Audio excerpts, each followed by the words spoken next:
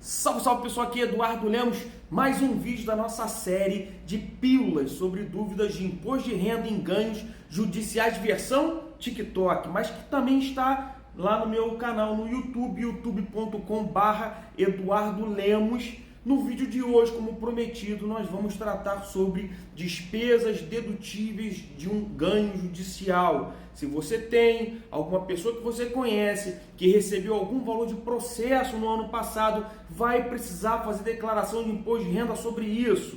Marca minha página lá para essa pessoa que tem uma série de informações, pode salvar a vida dela ou a sanidade dela junto à Receita Federal.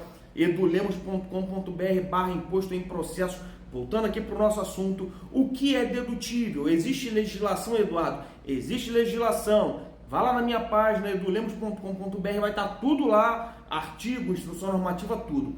Mas na teoria, a teoria prática é que é dedutível todos os custos que você autor do processo, o reclamante, precisa gastar para receber o valor do processo. Essa é a linda teoria que envolve a dedutibilidade de valores de ações judiciais. Entretanto, na prática, não é muito bem assim que funciona. Eu vou te explicar por quê.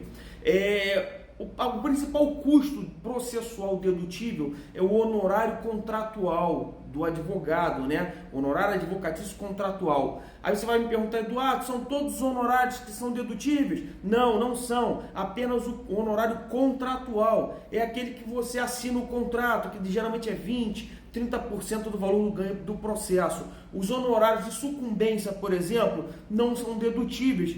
Isso é meio claro, né? Porque o honorário de sucumbência é devido pela parte ré diretamente ao advogado do autor. Não passa pelo seu patrimônio esse valor, logo o honorário de sucumbência tem que ser pago o imposto diretamente lá pelo causídico, o advogado ou a advogada que o recebeu. O honorário contratual, ele passa sim pelo seu patrimônio, porque você recebe o valor do processo, esse valor é seu, só que você tem um contrato com esse advogado ou essa advogada, ele precisa te emitir uma nota fiscal ou um recibo, e aí você repassa o valor para ele do serviço. Então é por isso que isso pode ser diminuído da conta, né, da base de cálculo do imposto em ação judicial. É fácil, é simples? Não, não é. Tudo é enrolado, tudo é complicado para pegar o contribuinte no Brasil. O programa da Receita Federal ele não é parametrizado para que essa dedução seja feita automaticamente. Você então, meu amigo, minha amiga, tem que fazer um cálculo à parte para saber o que pode ser deduzido proporcionalmente ao que é tributável, para então lançar no programa o valor dedutível para ficar em malha fiscal, porque o sistema vai dizer que teu valor está errado, e aí calvário. Nada é fácil no Brasil, né? Quais outras despesas, Eduardo, podem ser deduzidas da base de cálculo do imposto? Como eu falei lá atrás, a teoria linda é que toda despesa. Então isso seria o quê? Uma custa judicial, por exemplo. No caso de uma ação civil, você tem que pagar custa no processo para iniciar o processo. Você precisa pagar custa judicial para ter o processo andando, para poder receber o processo. Óbvio que a custa teria que ser dedutível.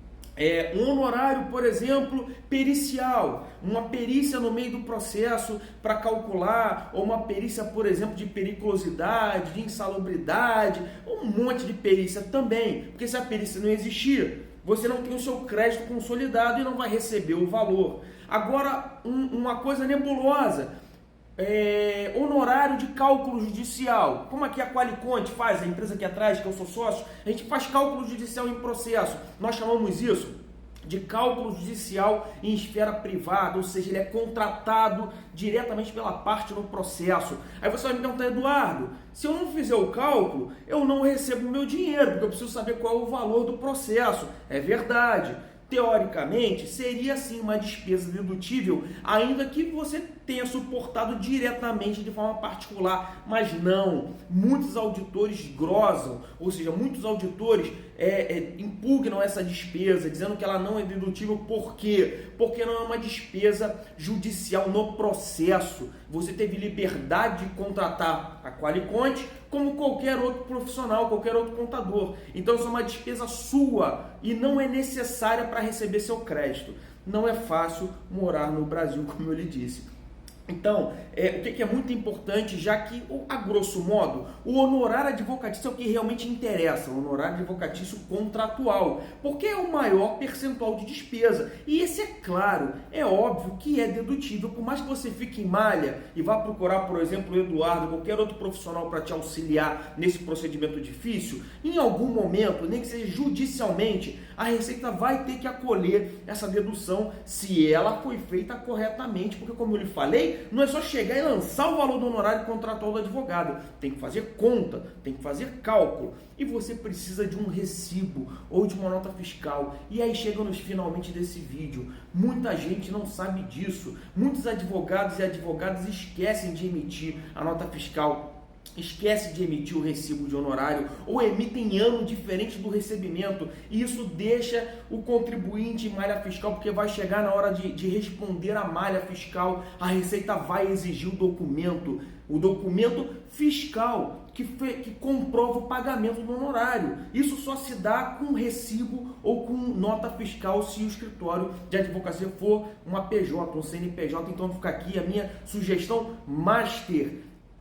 Recebeu, pagou o honorário de advocatício contratual, pediu na hora o recibo nota fiscal. Você, meu amigo ou minha amiga advogado ou advogada, recebeu o honorário contratual, emitiu o recibo nota fiscal, porque hoje em dia os contribuintes eles estão indo para a justiça pedindo dano moral contra advogado que não emite o documento fiscal respectivo. Acabou nosso vídeo imenso de hoje, desculpa se ficou muito grande, é que os assuntos são complexos. Tento falar da forma mais simples possível, mas é difícil. Próximo vídeo eu vou falar sobre DARF e DIRF, que bichos são esses e como o código errado na DARF pode te gerar inúmeros problemas.